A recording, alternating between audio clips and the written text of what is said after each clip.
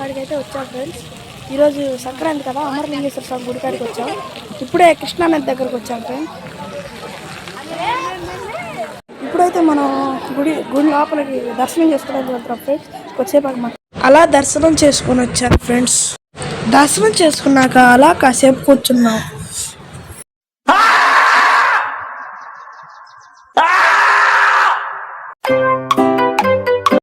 ఇంకా బయటకు వచ్చాం ఫ్రెండ్స్.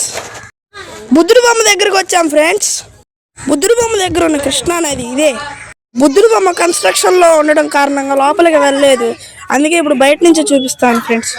మళ్ళీ మా అమ్మమ్మ వాళ్ళ ఇంటికి వచ్చేసాం. అందరికీ హ్యాపీ సంక్రాంతి ఫ్రెండ్స్. బాయ్. మన వీడియోకి ఒక్క లైక్ చేసుకోండి.